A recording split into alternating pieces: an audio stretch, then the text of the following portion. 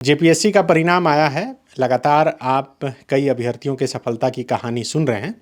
इस वक्त मैं राजधानी रांची के जिस कमरे में आया हूं, इसी कमरा में पढ़ाई करते हुए एक शख्स ने इस परीक्षा में सफलता हासिल की है। नाम है जगदीप हेम्ब्रम।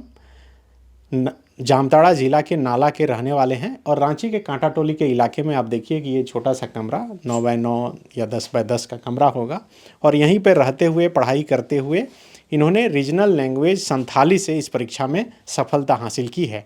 एसटी कैटेगरी से इन्होंने स्टेट में तीसरा रैंक लाया है। ओवरऑल 66 रैंक है।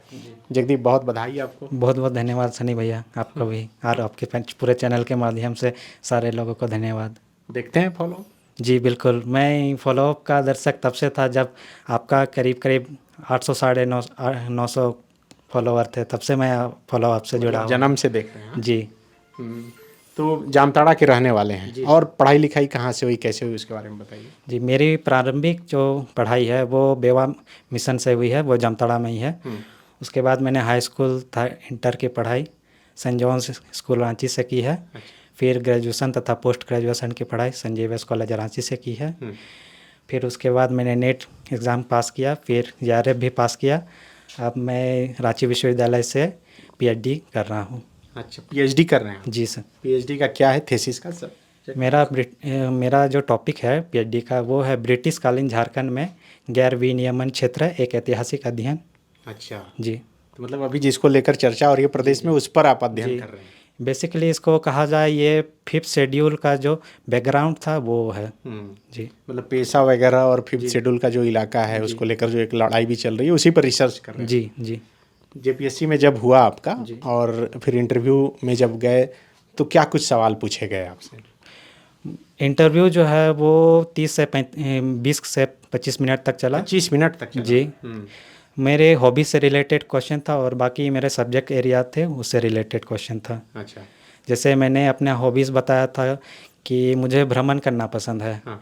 तो भ्रमण करने से जुड़ा हुआ बहुत सारे क्वेश्चन जैसे कोई जैसे मुझे सबसे पहला जो क्वेश्चन पूछा गया कि आप भारत में कहाँ कहाँ घूमे हैं, तो मैंने सीरियली बताया उत्तर भारत में कहाँ है, दिल्ली, हिमाचल, कुल्लू मनाली। घूमने जाते थे कि एग्जाम लिखने जाते थे? जी घूमने। अच्छा।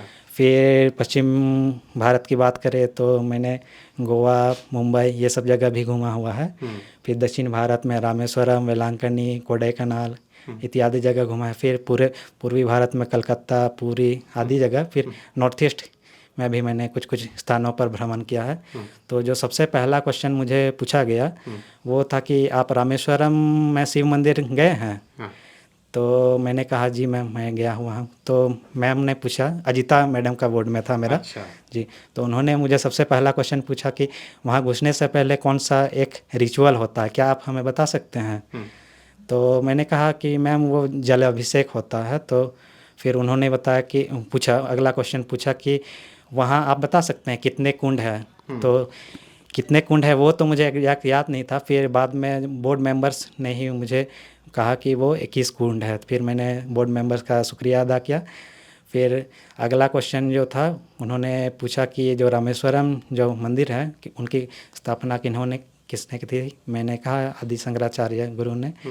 तो ये अजिता मैडम का क्वेश्चन था। मतलब एक सवाल के पीछे कई सवाल थे। जी जी। लगातार जवाब देते चले गए। जी। मतलब संतुष्ट थे जो इंटरव्यू लेने वाले थे आपसे? जी जी। अच्छा, माध्यम क्या था आपका, इंग्लिश था या हिंदी था? मेरा माध्यम हिंदी था। हिंदी था। जी। पूरा सब सवाल जवाब भी हिंदी में? सारा सवाल। परीक्षा भी हिंदी में लिखी? जी, परीक्षा भी हिंदी में। क्योंकि चर्चा सुबह से ये है कि इस बार इंग्लिश मीडियम वाले का ज़्यादा हुआ है शायद। मेरी जो प्रारंभिक शिक्षा है वो शुरुआत से ही हिंदी मीडियम से ही हुई है, तो इसलिए मेरी जो माध्यम थी वो भी हिंदी ही थी। रीजनल लैंग्वेज संथाली रखे चूँकि संथाल के इलाके से आते जी जी, रीजनल लैंग्वेज संथाली। बढ़िया से बोल लेते हैं? जी बोल लेता हूँ। कुछ अगर बोलना हो हमारे दर्शकों से तो संथाली में थोड़ा सा बोल के दिखाइए। मैं आपे सनाम फॉलोअप रन दर्शक को इन से खयाडी अडी गुणमनाम सरहाव चिल्का मिनामा मौजगी मिनाई और आपे हूँ मौजते तहन पे। तो देखिए ये बहुत खुश हैं, परीक्षा में सिलेक्शन हो गया है। और इनका थोड़ा सा कमरा भी पहले हम दिखा दें। ये छोटा एक बेड है, एक ही बेड है जी। और इसी में 2 लोग सोते हैं? नहीं, इसमें अकेले। आपका अकेला कमरा है? जी। अच्छा, ये अकेला इनका कमरा है। दीवार पर जो पोस्टर लगे हैं थोड़ा वो भी दिखाइए। इसमें लिखा है कि जो शक्ति ना होते हुए भी मन से हार नहीं मानता, उसको दुनिया की कोई ताकत परास्त नहीं कर सकती। ये चाणक्य का वाक्य लिखे हैं। तो क्या आपको कई बार अटेम्प्ट लेना पड़ा या फर्स्ट अटेम्प्ट? जी बिल्कुल, मुझे इस सफलता तक पहुंचने के लिए 4 अटेम्प्ट देना पड़ा था। इससे पहले जो 6 जेपीएससी और बैकलॉग में था उसमें मैं अंडर एज था। फिर 7th में हालांकि मेरा मेंस नहीं हो पाया था, लेकिन मैं हर बार मेंस ज़रूर देता था। 2 इंटरव्यू मैं दे चुका हूँ अभी तक। मतलब आपके रूम में जितने कोट लिखे हुए एकदम लग रहा है कि कॉन्फिडेंस बढ़ाने वाला हो। जैसे आपने वहाँ पे लगाया है कि इसलिए मैं तुमसे कहता हूँ कि जो कुछ तुम प्रार्थना करके मांगो तो विश्वास कर लो कि तुम्हें मिल गया और तुम्हारे लिए हो जाएगा। इधर आप देखिए कि काफ़ी सारी किताबें हैं और इन्हीं किताबों को पढ़ते पढ़ते आज जगदीप हेम्ब्रम ने जेपीएससी की परीक्षा में सफलता हासिल की है। टेबल है, इस कमरा में ज़्यादातर किताबें ही है, कपड़े कम है। हाँ, पढ़ने का शौक़ रहा है शुरू से। जी, चूँकि मैं अभी पीएचडी कर रहा हूँ तो पीएचडी विषय से संबंधित पुस्तकें भी मैंने खरीदी हुई है। तो इस कारण से वो ये कमरा जो है वो भरा भरा लग रहा है। भरा भरा लग रहा है जी। तो हमारे दर्शक, जैसा कि आप जानते हैं कि ज़्यादातर स्टूडेंट ही हैं, परीक्षा की तैयारी करने वाले हैं, उनको क्या टिप्स देना चाहेंगे आप? कैसे तैयारी करें? 5 कोई टिप्स देना हो तो। सबसे पहला टिप्स मैं उनको यही देना चाहूँगा कि आप जो जेपीएससी के पीवाईक्यू हैं उनको थॉरली और मतलब उसका एनालिसिस ज़रूर करें।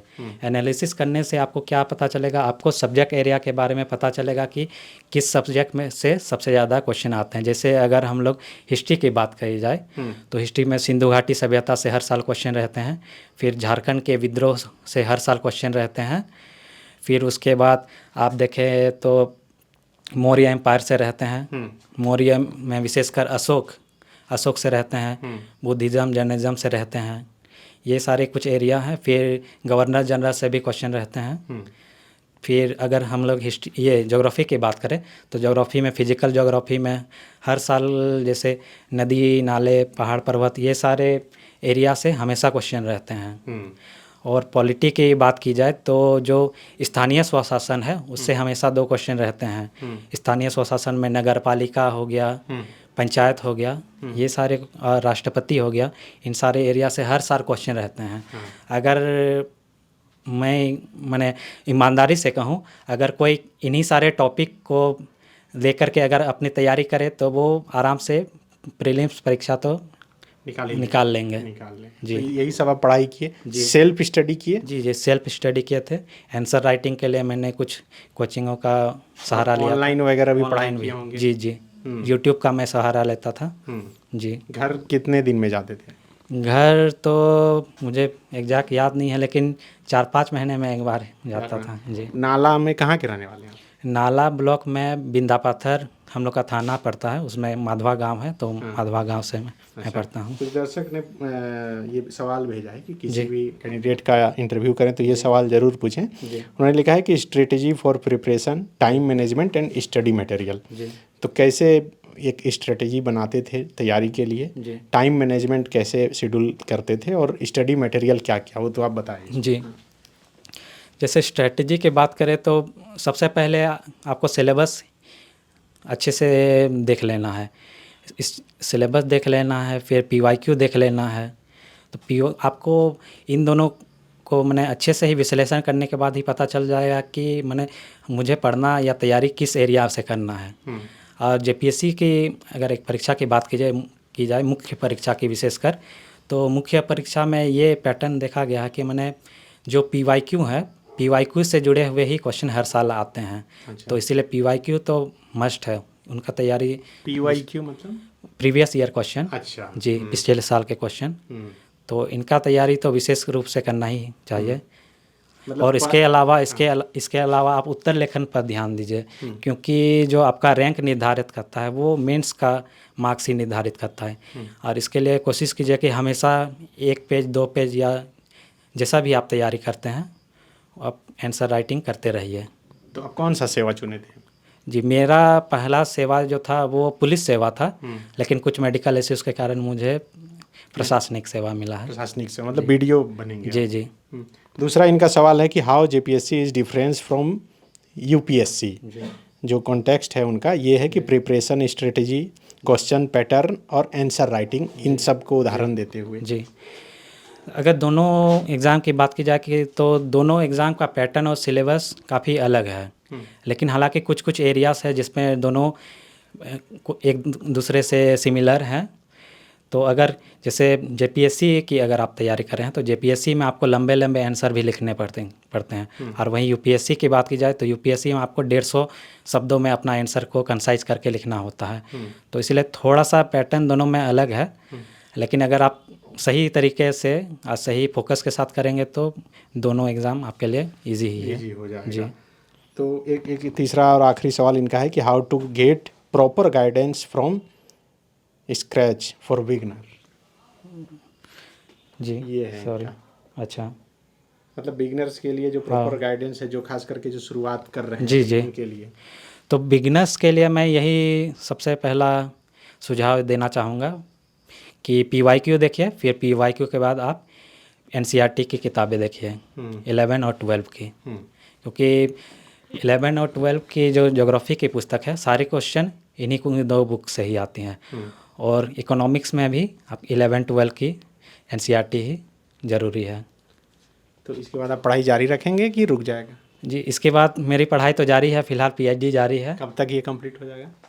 और 2 साल मुझे लगेंगे। अच्छा जी। तो मतलब नौकरी करते करते ये कर सकते हैं। जी, जी, बिल्कुल कर क्योंकि सकते शुरुआती दिनों में ही ज़्यादा समय देना पड़ता है जी, उसके बाद में। जी, हाँ? जी। तो क्या सोचे हैं झारखंड के बारे में, चूँकि एक ऐसा स्टेट है जिसको लेकर कई तरह के सवाल खड़े होते हैं, चूँकि आप आदिवासी समुदाय से आते हैं, और क्या स्थिति है आप जानते हैं? झारखंड की अगर हम स्थिति देखें तो झारखंड एक ऐसा जगह है जहाँ माने बहुत सारे स्कोप है काम करने को लेकर के। अगर ईमानदारी से काम किया जाए तो प्रयास रंग लाएगा ही। जैसे जो जिस सेवा में मैं जा रहा हूँ उस सेवा का जो प्राइमरी ऑब्जेक्टिव है वो है कि जो सरकार की जन कल्याणकारी योजनाएं हैं उनको धरातल पर उतारना।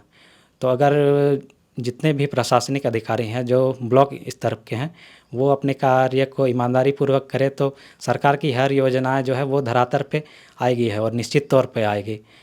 हम रांची सदर आज ही मैं न्यूज़पेपर पढ़ रहा था आज, हाँ, तो वो पूरे देश में पहला स्थान है। एक सरकारी हॉस्पिटल का पूरे देश में पहला स्थान है ना, ये माने हमारे झारखंड के लिए बिल्कुल एक गर्व की बात है।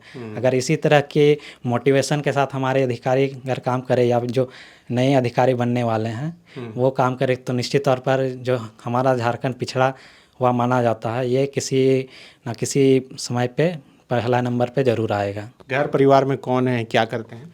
जी, मेरे घर परिवार में मेरे पिताजी हैं, मेरी माँ है, फिर मेरे भैया हैं, भाभी हैं, बहन है। अभी आपकी शादी नहीं हुई है? नहीं। अब होगी? हाँ जी। तो पिताजी क्या करते हैं? पिताजी शिक्षा सेवा में है। अच्छा जी। वो भी जॉब में है? हाँ, वो सितंबर में रिटायर करेंगे। तो अगर किसी के लाइफ में अपना स्ट्रगल रहता है, आपको बहुत नहीं करना पड़ा? जी, स्ट्रगल अगर कहे तो मुझे मैंने एग्ज़ाम जैसे पोस्ट ग्रेजुएशन के बाद मैं चूँकि तैयारी में था तो मेरा नेट एग्ज़ाम निकल गया। फिर उसके बाद मैं तैयारी में रहता, फिर जेआरएफ भी निकल गया। तो फिर जेआरएफ करने के बाद मैं पीएचडी में रजिस्ट्रेशन कर लिया। तो फिर मुझे मैंने आर्थिक स्थिति से मेरी सुदृढ़ हो गई। तो पहले दिक्कत था? पहले भी उतना दिक्कत नहीं था लेकिन ठीक ठाक हो जाता था। अपने लिए कुछ करते थे, ट्यूशन पढ़ाते थे या कहीं कुछ काम वगैरह करने की नौबत आई? हाँ, कुछ दिनों तक मैंने रिसर्च असिस्टेंट का काम भी किया था। कैम्ब्रिज यूनिवर्सिटी प्रेस से मतलब जुड़ा, पढ़ाई लिखाई से जुड़ी हुई काम? हाँ। फिर उसके बाद मैंने संजय वैस कॉलेज रांची में कुछ समय तक सेवाएं भी दी हैं। अच्छा जी। वहाँ गेस्ट फैकल्टी के रूप में पढ़ा है? जी। हिस्ट्री में? जी। वाह, बहुत बढ़िया। तो देखिए ये जगदीप हेम्ब्रम है जिन्होंने जेपीएससी की परीक्षा में सफलता हासिल की है। एसटी रैंक के हिसाब से राज्य में इनका तीसरा स्थान आया है और ओवरऑल 66 रैंक लाया है। झारखंड प्रशासनिक सेवा में इनका चयन हुआ है, मतलब ये बीडीओ बन जाएंगे। ये उनका कमरा है जहां राजधानी रांची के कांटा टोली के जिस इलाके में फ़िलहाल ये किराए में रहकर 2011 से ही तैयारी कर रहे थे। इस दौरान हुआ होगा कि कई डेरा भी बदले होंगे, उसी में से एक ये है जो फ़िलहाल अभी जहाँ ये रहते थे। शुक्रिया। जहां 27 वर्षों के सफर में 17,000 से भी अधिक छात्रों ने डॉक्टर एवं इंजीनियर बनकर भरे सफलता की ऊंची उड़ान। जहां साधारण छात्र भी झारखंड टॉपर्स बनकर बना रहे इतिहास। दूरदर्शी शिक्षाविद श्री विपिन सिंह के मार्गदर्शन में मेडिकल एवं इंजीनियरिंग के लाखों छात्रों के लिए आशा की किरण के रूप में गोल नेशंस लीडिंग इंस्टीट्यूट। बायोम सिर्फ मेडिकल प्रिपरेशन का संस्थान। बायोम से लगातार दूसरी बार नीट यूजी में 700 मार्क्स पार। 10th पास स्टूडेंट्स के लिए फाउंडेशन कोर्स, 11th पास स्टूडेंट्स के लिए फ्रेशर कोर्स और 12th पास स्टूडेंट्स के लिए टारगेट कोर्स 17 अप्रैल से शुरू हो रहे हैं। कॉल 7360066190 और visit Biome, circular road near women's college and Hinoo, Ranchi. सरकारी परीक्षा की तैयारी का सबसे भरोसेमंद नाम NIBM। अच्छा कोचिंग ढूंढ रहे थे तो फिर गूगल में ही बताया कि यहाँ का रेटिंग भी बहुत अच्छा था। पुरुलिया से आए हैं यहाँ पर कोचिंग करने के लिए। NIBM के बारे में मेरे एक भैया हैं जो पिछले साल ही बैंकिंग यहीं से प्रिपरेशन किए और इस बार IBPS PO में सिलेक्शन लिए। मेरा अभी फाइनल सिलेक्शन हुआ है RRB PO में, उत्तर बिहार ग्रामीण बैंक में। मेरा फाइनल सिलेक्शन RRB PO में हुआ है। NIBM, thefollowup.in. Like, share and subscribe. www.thefollowup.in